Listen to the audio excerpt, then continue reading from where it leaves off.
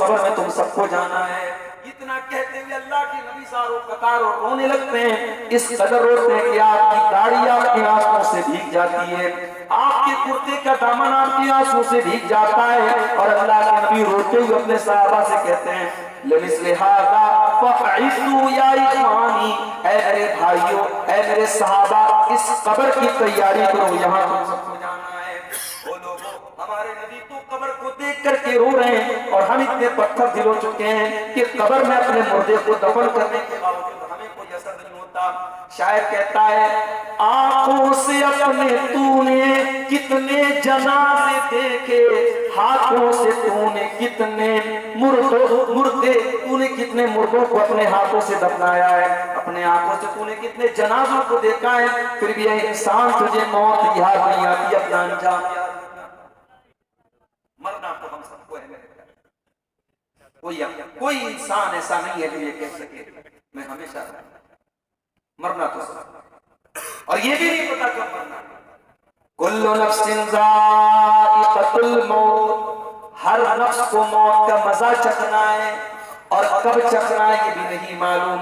वमा तदरी नफ्सुन बिअय्यि अर्दिन तमूत, कोई नहीं जानता कि वो कहां मरेगा, कहां मरेगा, कब मरेगा, छोड़ो कहां मरेगा नहीं जानता। अभी ट्रेन का एक्सीडेंट हुआ, आपने सुना होगा, ट्रेन के अंदर अफवाह होती है कि आग लग गई और बहुत सारे पैसेंजर ट्रेन से उतर करके रेलवे की पटरी पर खड़े हो जाते हैं और उसी रेलवे लाइन पर दूसरी तरफ से तेज रफ्तार ट्रेन आती है और कई यात्रियों को कुचल के चली जाती है। और मुसाफिरों ने घर से निकलने के टाइम तो ये नहीं सोचा था कि इस तरीके से उनकी मौत हो जाएगी, उन्होंने तो ये सोचा था अपनी मंजिल पर पहुंचेंगे, अपने घर पहुंचेंगे, अपने रिश्तेदार के यहाँ पहुंचेंगे। वमा तदरी नफ्सुन बिअय्यि अर्दिन तमूत, कोई नहीं जानता कि कहां मरेगा, कब मरेगा, कहां मरेगा, इस बात की भी गारंटी नहीं। ऐ इंसान तू कितना नादान है, तेरा मरना पक्का है और ये भी नहीं मालूम कि तू कब मरेगा और कहां मरेगा, फिर भी तू अपने अंजाम से बेखबर है।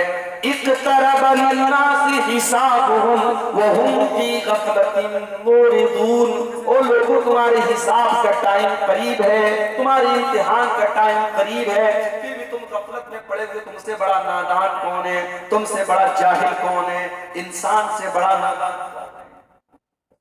हमारे नबी तो कब्र को देख करके रोते हैं। रात का आखिरी पहर है, अल्लाह के प्यारे नबी अपने बिस्तर से उठते हैं और घबराए घबराए आप हैं और आप घबराए हुए लहजे में कहते हैं, अय्युहन्नास जा दिल। आपने फरमाया कि ऐ मेरी उम्मत के लोगों, जा अतिल कारिया, खड़खड़ा देने वाली चीज आ चुकी है, जा अतिल राजिफा, कपकपा देने वाली चीज आ चुकी है, ततबउहर रादिफा, यानी इसराफील अलैहिस्सलाम के सूर फूकने का टाइम करीब आ चुका है। पहला सूर फूकेंगे, सारे के सारे इंसान, सारे हैवानात, सारे जानदार मर जाएंगे। ततबउहर रादिफा, फिर दूसरा सूर फूकेंगे, सारे के सारे जिंदा हो जाएंगे और मैदान महशर की तरफ इकट्ठा किए जाएंगे। जाल मौत बिमा फी, जाल मौत बिमा फी, ऐ मेरी उम्मत के लोगों, मौत आ चुकी है, मौत आने वाली है, मौत अपनी तमाम शक्तियों के साथ हमारे पास आने वाली है। अल्लाह के नबी रात के आखिरी पहर में अपने बिस्तर से उठ करके अपनी उम्मत को मौत से खबरदार कर रहे हैं, मगर उम्मत कहाँ मौत के बारे में सोच रही है। उम्मत तो जिंदगी के बारे में, हमारी रातें, हमारे दिन, हम तो सिर्फ जिंदगी के बारे में सोचते हैं, मौत के बारे में। अल्लाह के नबी के एक सहाबी थे, नाम नोट कर लो, नाम था साद बिन मुआज रजी अल्लाह तआला अन्हु। साद बिन मुआज रजी अल्लाह तआला अन्हु का इंतकाल होता है। हैवी बदन था उनका, भारी भरकम उनकी बॉडी थी। जब उनका जनाजा उठाया जाने लगा, जब साद बिन मुआज का जनाजा उठाया जाने लगा, जनाजा उठाने वालों ने कहा जनाजा बड़ा भारी था, मैयत तो बड़ी भारी थी लेकिन जनाजा बड़ा हल्का लग रहा है। अय अल्लाह के नबी, साद इब्ने मुआज का बदन तो बड़ा हैवी था, लेकिन इनका जनाजा बड़ा हल्का मालूम हो रहा है, क्या बात है? आपने फरमाया इन्न लहू हमलतन गैरुकुम, ऐ मेरे सहाबा, साद बिन मुआज के जनाजे को फरिश्तों ने उठाया हुआ है, 70,000 फरिश्ते इनके जनाजे में शामिल हैं। ऐ मेरे सहाबा, ये साद बिन मुआज वो सहाबी हैं, इhtazz लहुल अर्श, इनके मरने के बाद अल्लाह का अर्श हिल गया था, अल्लाह के अर्श में हरकत आ गई थी, अल्लाह का अर्श हिलने लगा था। ये साद इब्ने मुआज वो सहाबी हैं, इनके इंतकाल के बाद आसमान के दरवाजे खोल दिए गए हैं। ये वो साद इब्ने मुआज का इंतकाल हो चुका है, उनकी मैयत को कब्र में उतारा जा रहा है। अल्लाह के प्यारे नबी वही जनाजे में मौजूद हैं, मैयत को कब्र में उतारा जा रहा है। जब मैयत को कब्र में उतार दिया गया, अल्लाह के नबी के चेहरे पर घबराहट के आसार आ गए, आपका चेहरा बदल गया, आप घबराने लगे और आपने 3 मरतबा फरमाया सुभान अल्लाह सुभान अल्लाह सुभान अल्लाह। 3 मरतबा आपने सुभान अल्लाह का, 3 मरतबा अल्लाहु अकबर कहा। आपने जब घबरा करके 3 मरतबा तस्बीह पढ़ी, सहाबे किराम ने भी अपने नबी को तस्बीह पढ़ता हुआ देख करके तस्बीह पढ़ी। उसके बाद आपने फरमाया कि ऐ मेरे सहाबा, तज़ायक़ला साहिबुकुम अल कब्र, तुम्हारे इस साथी की कब्र इनके ऊपर तंग हो गई थी, इनकी कब्र ने इनको दबोच लिया था, इनकी कब्र ने इनको पकड़ लिया था। और आपने आगे ये भी फरमाया इन्न लिल कब्रि दम्मतन लौ नजा मिनहु लनजा साद इब्न मुआज। ऐ मेरे सहाबा, ऐ मेरी उम्मत के लोगों, ये कब्र हर इंसान को दबोचेगी, ये कब्र हर इंसान को पकड़ेगी, और इस कब्र की पकड़ से अगर कोई बच सकता तो साद बिन मुआज बच जाते, मगर वो भी नहीं बचे, इस कब्र में उनको भी पकड़ा है। उलमा लिखते हैं इस हदीस की शरह कि कब्र का अजाब तो सबको नहीं होगा, मोमिन को कब्र का अजाब नहीं होगा, मगर कब्र सबको दबोचेगी, ताकि ये एहसास हो जाए कि अल्लाह तबारक व तआला का मामला आसान नहीं है। कब्र सबको दबोचेगी, सबको पकड़ेगी। अगर साद बिन मुआज जैसे सहाबी को कब्र दबोच रही है, मेरे प्यारे साथियों, हमारा और आपका क्या? आज किसी जंगल में आप चले जाएं, 4 व्हीलर के अंदर आप बैठे हुए हैं, कार के अंदर आप बैठे हुए हैं, और चारों तरफ अंधेरा हो जाए, अंधेरा छा जाए, और आप 4 व्हीलर के अंदर आराम से बैठे हैं, तब भी आपको डर महसूस होने लगेगा। अगर जंगल में चारों तरफ अंधेरा हो और आपकी गाड़ी की लाइट भी खराब हो जाए तो आपको डर लगने लगेगा। मेरे प्यारे साथियों, मरने के बाद जिस कब्र में हम सबको जाना है, उस कब्र में कोई रोशनी नहीं होगी, कोई लाइट नहीं होगी। वहां अगर लाइट आएगी, हमारे अमल से आएगी, हमारी नमाजों से आएगी, हमारे ईमान से आएगी, हमारी तौहीद से आएगी। अगर हमारे पास ईमान भी सही ना होगा, हमारे पास अमल भी ठीक ना होगा, मेरे प्यारे साथियों, हमारी कब्र में रोशनी हमको कौन ला के देगा? ये बड़ा ही खतरनाक मामला है कब्र का, मेरे प्यारे। इसीलिए हजरत उस्मान गनी रज़ी अल्लाह तआला जब किसी कब्र को देखते थे, ज़ारो कतार रोने लगते थे, आंखों से आंसू जारी हो जाते थे। पूछने वाले ने पूछा, तज़कुरुल जन्नत वला तबकी, ऐ उस्मान क्या बात है, जन्नत आप देखते हैं तो नहीं रोते हैं, जहन्नम देखते हैं तो नहीं रोते हैं, जन्नत की बात आती है तो नहीं रोते हैं, जहन्नम की बात आती है तो नहीं रोते हैं। ऐ उस्मान क्या बात है कि आप कब्र को देख करके रोने लगते हैं? उस्मान गनी कहते हैं, ओ लोगों, मैंने अल्लाह के प्यारे नबी को यह फरमाते हुए सुना है। आपने फरमाया इन्नल कब्र अव्वलु मंजिलिन मिन मनाजिलिल आखिरा, ये कब्र आखिरत की पहली मंजिल है, जिसने इस मंजिल को पार कर लिया उसके लिए आगे की मंजिलें आसान है। तैयारी करना है मेरे प्यारे साथियों, उस कब्र की तैयारी। दुनिया की तैयारी तो हो ही जाएगी।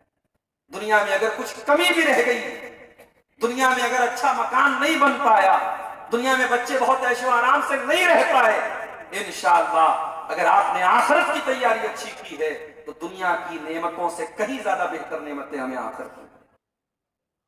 अपने प्यारे नबी की जिंदगी देखो मेरे प्यारे साथियों, हमारे प्यारे नबी ने दुनिया के ऐशो आराम को कभी अपनाने की कोशिश नहीं की। ऐसे भी हालात आए कि पेट पे पत्थर बांधना पड़ा। गज़वे खंदक के मौके पर अल्लाह के नबी के पास एक सहाबी आते हैं, अल्लाह के नबी, कई दिन से भूखा हूं, अपना पेट खोल करके दिखा देते हैं, अल्लाह के नबी मैंने पेट पर पत्थर बांधा हुआ अपनी बॉडी को खड़ा करने के लिए। अल्लाह के नबी कई दिन से खाना नहीं खाया है, अल्लाह के प्यारे नबी ने अपना पेट खोल के दिखा दिया, ऐ मेरे साहबी देख मेरे पेट पे दो दो पत्थर बंधे हुए हैं, तू तो एक पत्थर बांधे हुए, देख तेरे नबी ने दो दो पत्थर बांधे, आपने पेट पे पत्थर भी बांधे, आपके घर में 2-2 महीने तक चूल्हा भी नहीं जला। ऐसा भी वक्त आया, अम्मा आयशा फरमाती है 2-2 महीना गुजर जाता था, मोहम्मद रसूलुल्लाह के घर में चूल्हा नहीं जलता था। पूछने वाले ने पूछा कि अम्मा आयशा फिर आप लोगों की गुजर बसर कैसे होती थी? फरमाया कि हम खजूर खा करके और पानी पी करके गुजारा कर लिया करते थे। मोहम्मद अकरम के घर में 2-2 महीने तक चूल्हा नहीं जलता था। मेरे साथ इतनी तंगी की जिंदगी भी आपने गुजारी, लेकिन हाँ ऐशो आराम हासिल करना चाहते तो कर सकते थे, मगर आपने दुनिया से दिल नहीं लगाया। जगह जी लगाने की दुनिया नहीं है, ये इबरत की जा है तमाशा नहीं है। शायर कहता है ये दुनिया दिल लगाने की जगह नहीं है, ये इबरत की जगह है, ये तमाशा नहीं है। ये दुनिया बता रही है, दुनिया की तारीख बता रही है। कारून जैसा दौलतमंद आया और अपने खजाने के साथ जमीन में धसा दिया गया। फिरौन जैसा बादशाह आया, पानी में डुबा दिया गया। अबू जहल जैसा जालिम आया, बच्चों के हाथों कत्ल कर दिया गया। न ताकत काम आई, न दौलत काम आई, न शोहरत काम आई, न हुकूमत काम आई। मेरे प्यारे साथियों, ये दुनिया इबरत की जगह है, ये कोई तमाशा की जगह नहीं है। मेरे नबी ने कभी दुनिया से दिल नहीं लगाया। एक मर्तबा ऐसा हुआ, आप एक चटाई पर लेटा करते थे और चटाई का निशान आपकी पीठ पे पड़ जाता है। अल्लाह के प्यारे नबी की नजर, अल्लाह के नबी के सहाबा की नजर पड़ जाती है, हमारे नबी की पीठ पर चटाई के निशान है। सहाबा कहते हैं अल्लाह के नबी लबी तखजना लकबितान, अल्लाह के नबी आप हमें इजाजत दे दें, हम आपके लिए आरामदेह बिस्तर का इंतजाम कर दें, हम आपके लिए गद्दे का इंतजाम कर दें। अल्लाह के प्यारे नबी फरमाते हैं कि ऐ मेरे सहाबा माली व माली दुनिया, ऐ मेरे सहाबा मैं दुनिया की नेमतों को और दुनिया के ऐशो आराम को लेकर के क्या करूंगा? मैं जिस हाल में हूँ मुझे उसी हाल में छोड़ दो। मेरे सहाबा मान इल्ला कराकिबिन इस्तज़ल्लता तशजरतिन सुम्मा राहा फतरकहा, ऐ मेरे सहाबा मैं तो उस मुसाफिर की तरह हूं जो किसी पेड़ के नीचे आराम कर रहा है। दुनिया में समझो मैं आराम कर रहा हूं, जब मेरा टाइम पूरा हो जाएगा, मेरी वफात का टाइम आ जाएगा, मैं अपनी मंजिल की तरफ चला जाऊंगा। पेड़ के नीचे मुसाफिर आराम करता है, वो उसका ठिकाना नहीं है, वो उसकी मंजिल नहीं है, वो आराम करने के बाद अपनी मंजिल की तरफ चला जाता है। वो लोग दुनिया मेरे लिए वक्ती आराम गाह है, दुनिया मेरे लिए ठिकाना नहीं है। इसलिए अल्लाह के नबी और सहाबा ने आखिरत को तरजीह दी है मेरे प्यारे, और इसीलिए कुरान हमसे कह रहा है वसारिउ इला मगफिरतिन मिर रब्बिकुम, ऐ मेरे बंदो तुम्हें मेहनत करना है, तुम्हें कोशिश करना है, तुम्हें जल्दी करना है तो आखिरत की तैयारी करो, जन्नत की तैयारी करो। ओ नौजवानों, ओ लड़कियों के पीछे दीवाने होने वालों, वो औरतों के चक्कर में पड़ने वालों, वो औरतों के फिक्रों में पड़ने वालों, अल्लाह के नबी फरमाते हैं जन्नत की औरतों की खूबसूरती और जन्नत की औरतों की खुसूसियत बयान करते हुए अल्लाह के नबी फरमाते हैं वलनसीफुहा अला रासिहा खैरुम मिन दुनिया व मा फीहा, जन्नती औरत के सर के ऊपर जो दुपट्टा होगा वो दुपट्टा दुनिया की तमाम नेमतों से बढ़कर के होगा। जन्नती औरत के सर का दुपट्टा दुनिया की तमाम नेमतों से बेहतर होगा। और अल्लाह के नबी फरमाते हैं लवित्तलात इम्रातुम मिन अहलिल जन्नति इलल अर्दी लअज़ाअत मा बैनहुमा, अगर जन्नत की कोई औरत दुनिया की तरफ झांक दे तो जमीन व आसमान के बीच का जो पोर्शन है, जो इलाका है, वो पूरा का पूरा रोशन हो जाएगा सिर्फ उसके झांक लेने से। इतनी खूबसूरत होंगी वो जन्नत की औरतें, उनके अंदर कोई कमी नहीं होगी, हर ऐप से पाक होंगी। मेरे अजीजों, मेरे नौजवानों, उस जन्नत की तरफ अल्लाह ताला कुरान में बार बार हमें शौक दिलाता है, हम उसकी तैयारी करें। उस जन्नत में हम कैसे जाएंगे, वो जन्नत हमें कैसे मिलेगी, हम उसके लिए करें। और यही कामयाबी है मेरे प्यारे। कामयाबी दुनिया की कामयाबी नहीं है, दुनिया का इंसान जो कामयाब है हो सकता है कल आखिरत में नाकाम हो जाए, और दुनिया में जो नाकाम है हो सकता है कल आखिरत में कामयाब हो जाए। असल कामयाबी आखिरत की कामयाबी। इसीलिए अल्लाह कुरान में कहता है फमन ज़ुज़िया अनिन नारि व उदखिलल जन्नत फक़द फाज़। जिसको अल्लाह ताला जहन्नम की आग से बचा ले और जिसको जन्नत में दाखिल